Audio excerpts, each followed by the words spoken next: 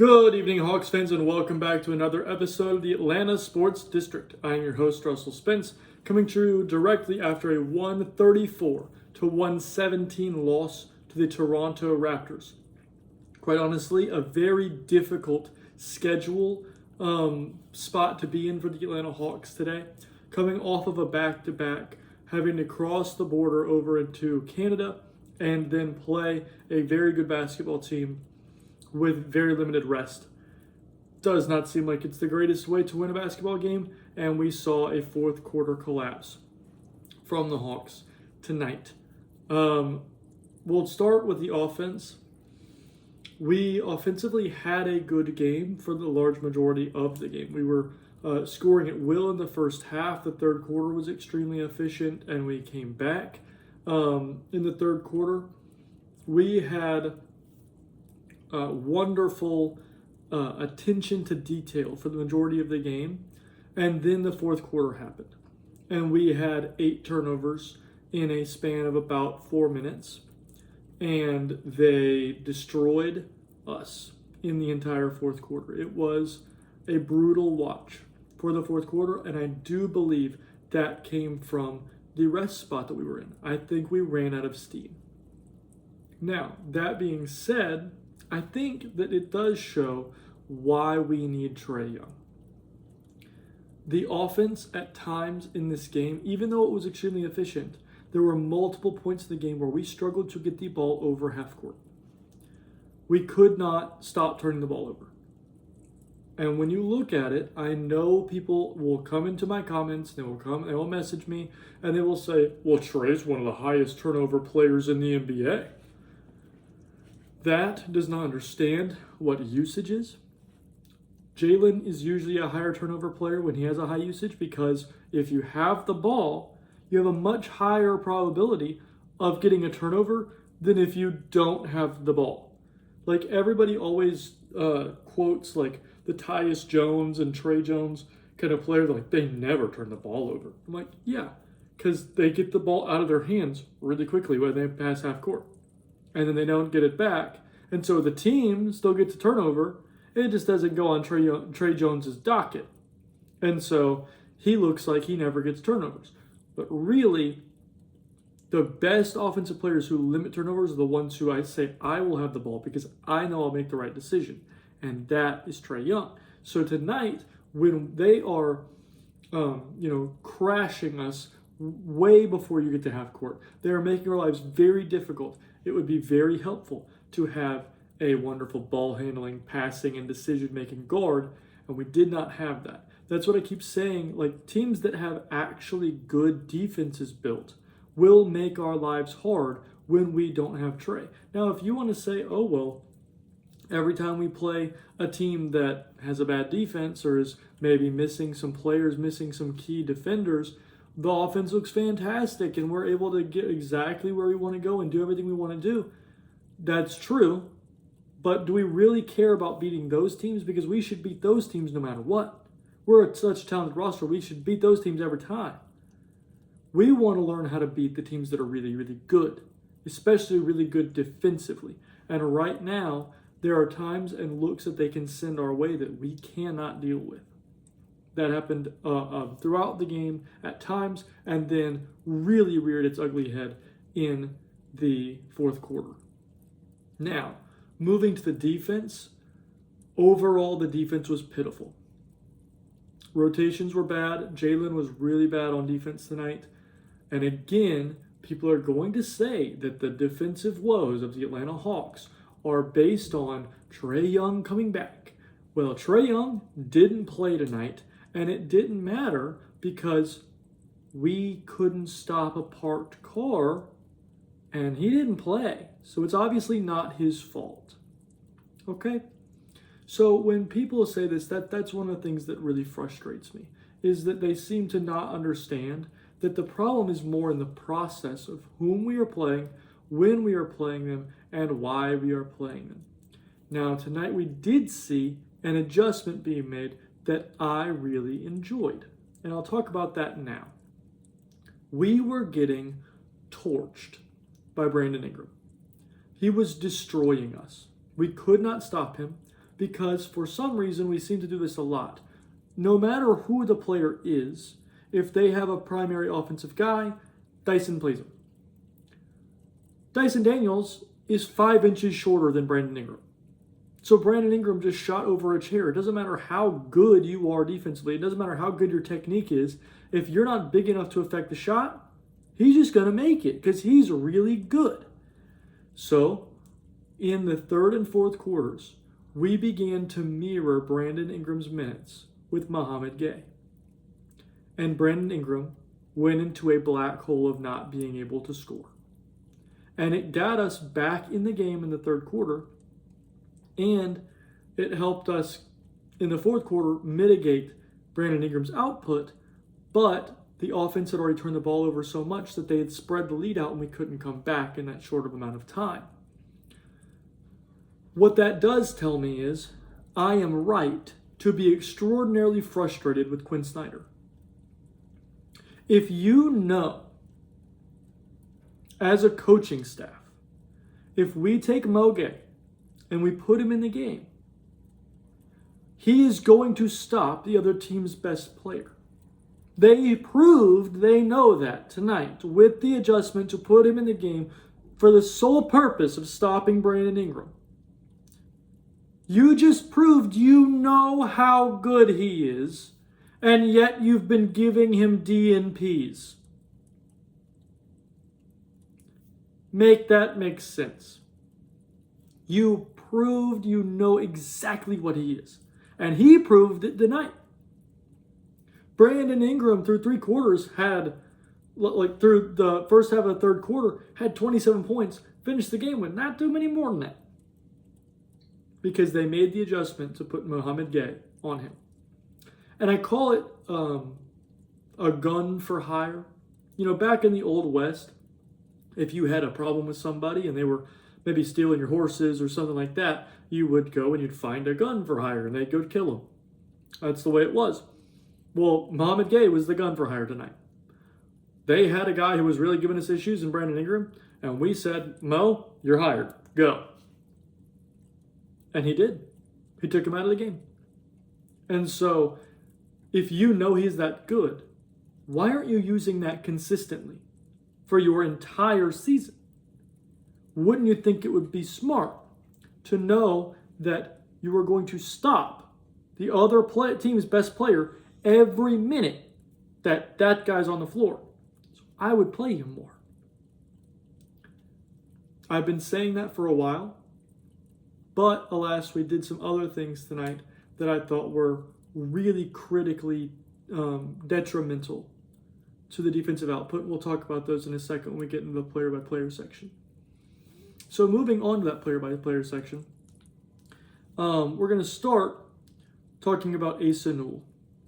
Asa played 8 minutes.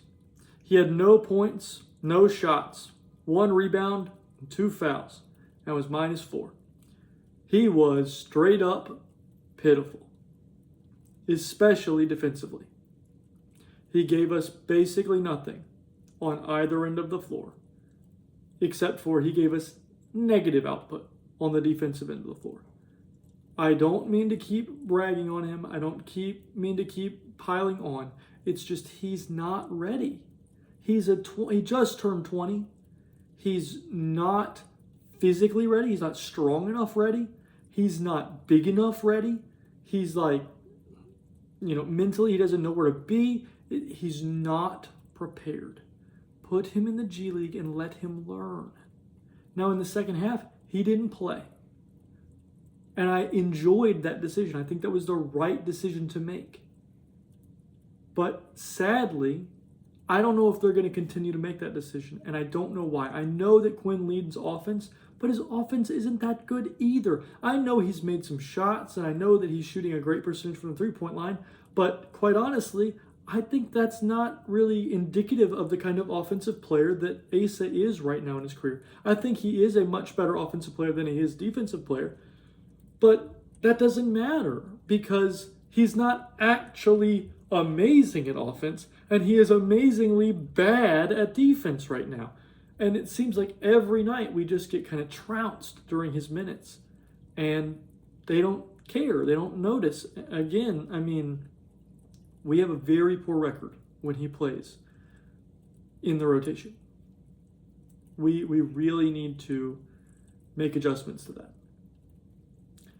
Moving on next, we'll talk about Keaton Wallace. So we didn't have Luke Kennard tonight. And that meant that Keaton probably was going to play. And I knew that.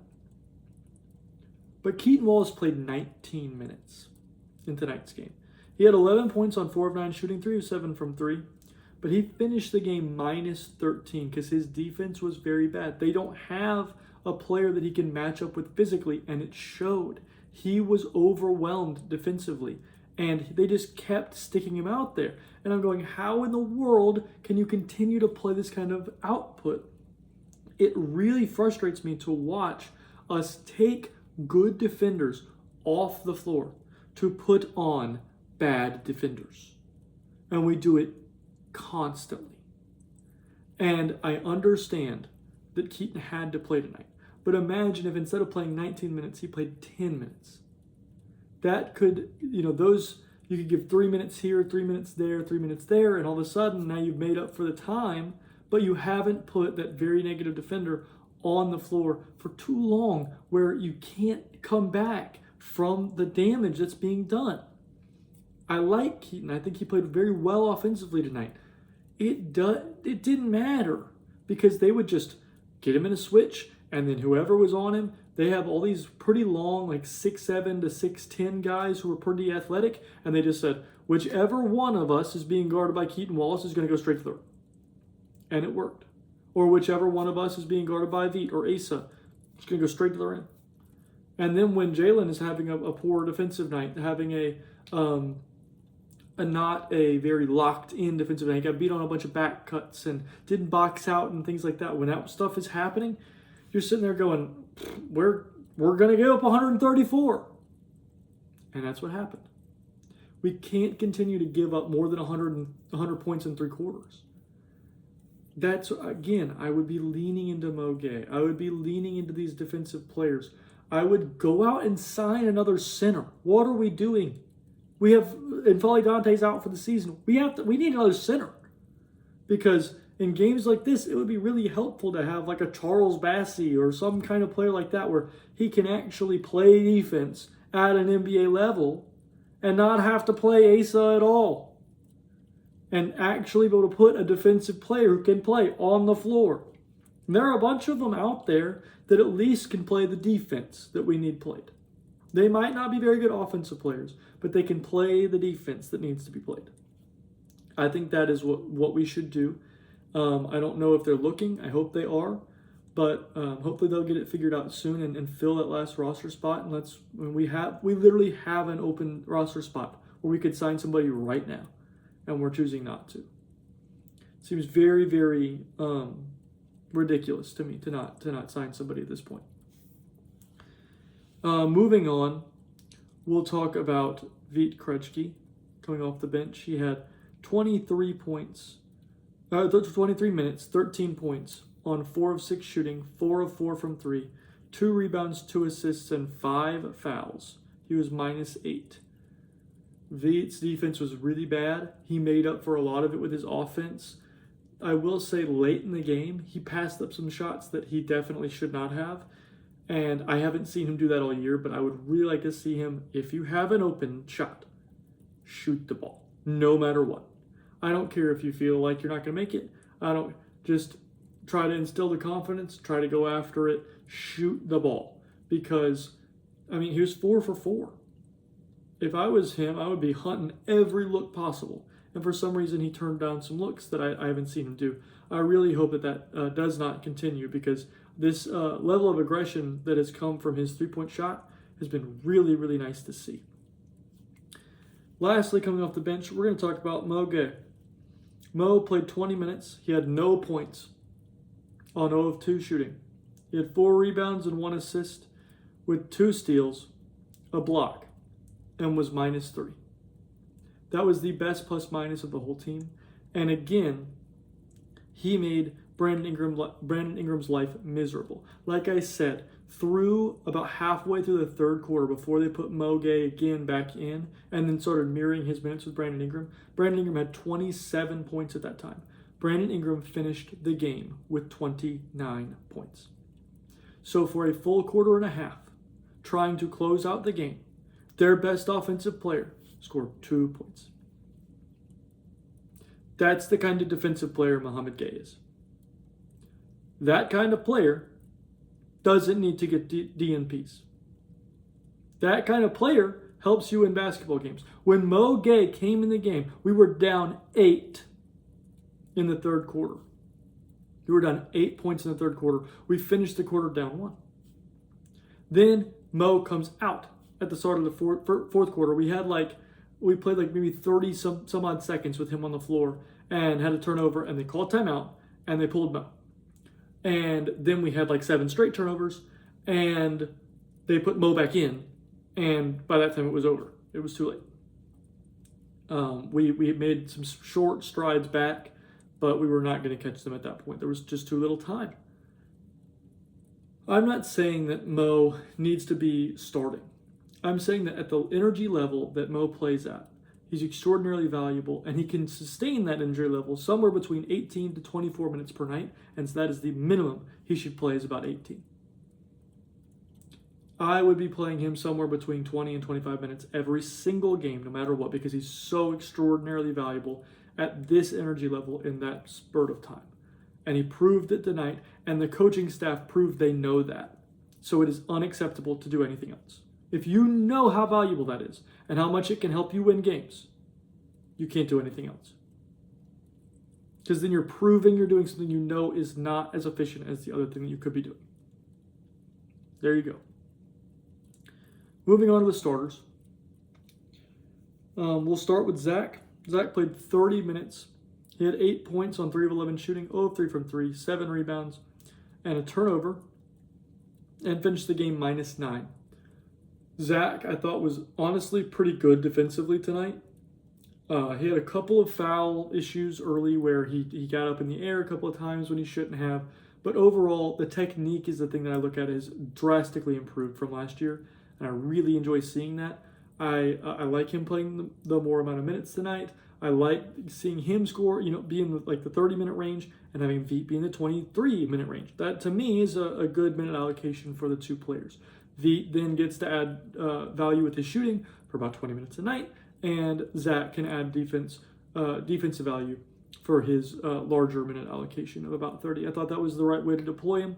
He looked great on the glass tonight, similar to what he's been doing on the glass, where he's not always the one who gets the rebound. He had 7 rebounds tonight, but also he had maybe 5 or 6 more that were tipped to someone else or tipping it off them and it goes out of bounds, things like that, where he doesn't get credit for the rebound, but he definitely got the rebound.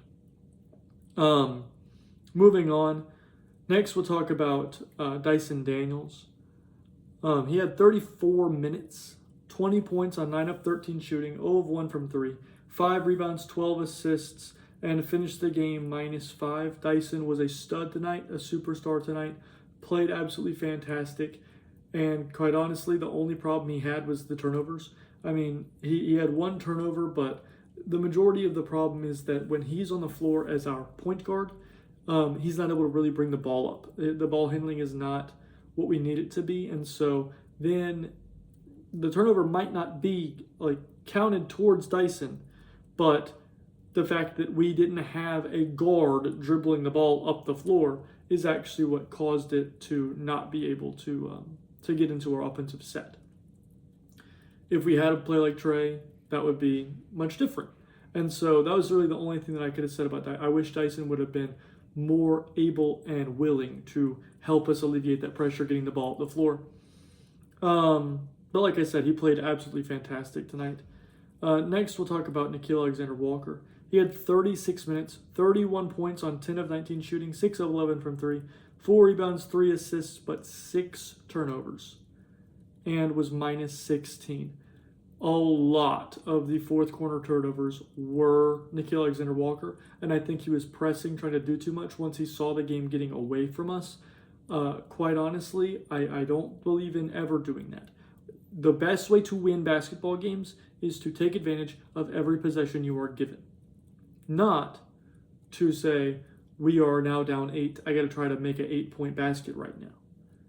It will never work. You just say, hey, things haven't gone our way.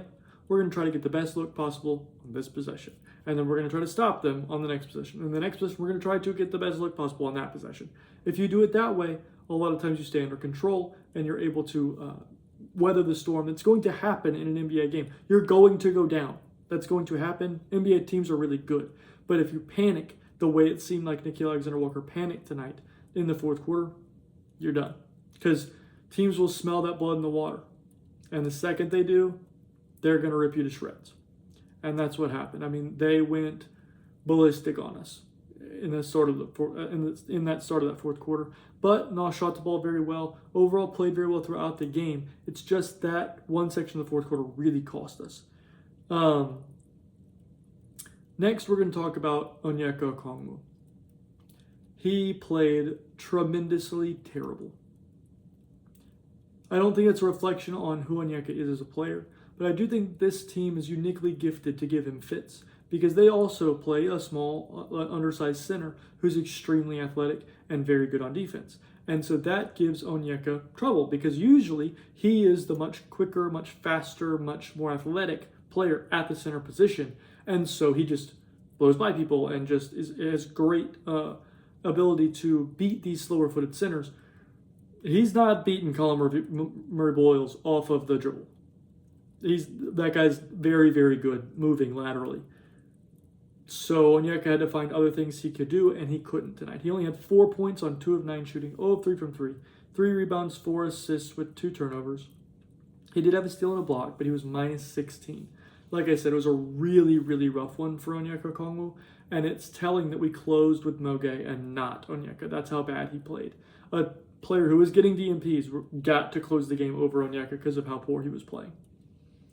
And lastly, we'll talk about Jalen Johnson. Jalen played 37 minutes. He had 30 points on 10 of 21 shooting, 4 of 9 from 3. He had 7 rebounds, 9 assists with 4 turnovers, and finished the game minus 11. Jalen played amazing and terrible. Offensively, he was fantastic. He was unstoppable. He was an absolute force. They didn't have anything for him. And defensively, he was extraordinarily distracted, did not play solid on really at all throughout the entire basketball game defensively, and his defensive effort was honestly unacceptable for a player his size. And what we require from him as a defender, that was unacceptable. And so I think that really the thing that cost us the game was the defensive output of Jalen and the players that are our poor defenders and turnovers in the fourth quarter. If we don't have those two things, we probably win this game. And looking forward, we get the chance to play Toronto again. Our next game is on Monday against Toronto in Toronto. Hopefully we can right the ship. I hope we get Trae Young back. I think that will help with some of the turnover problems. And I hope that we continue to lean into our defense. We did stick with the either Dyson or Naw is on the floor at all times. I like that. I would like to see that continue. I would like to see the minutes allocation with Zach getting a little bit more minutes and Veet getting a little bit less minutes to continue to happen. And again, continue to play Moge because of how insanely wonderful he is on defense and how much he helps us. A few of his steals tonight were just incredible plays. After that, we've got the Pelicans, and maybe we can start to kind of roll. Then we've got the Denver Nuggets without Jokic, and we've got the Warriors who are kind of hobbled right now. And I just think that we could turn this around if we continue to make positive changes to who is playing and when. The coaching staff has always been quite wonderful at designing plays and designing an offensive scheme. But if we can now put the right players on the floor to operate that offensive scheme, I think that we could really have some serious success. I still believe in this basketball team. We're still decently early in the year. We've just really got to get things turned around and figured out and honestly get healthy. It would be very helpful if we were healthy. With that being said, let me know what you think about the game. Let me know what you think about what I've said. Like, comment, subscribe, do all the things. Tell a friend about the podcast. Keep sharing it around. I've been seeing some more people saying they're coming from some friend recommendations. So if you got somebody in your life that loves the Hawks, let them know about my podcast and let them know what you can expect to see from it. Like I said, all that, you do the YouTube stuff.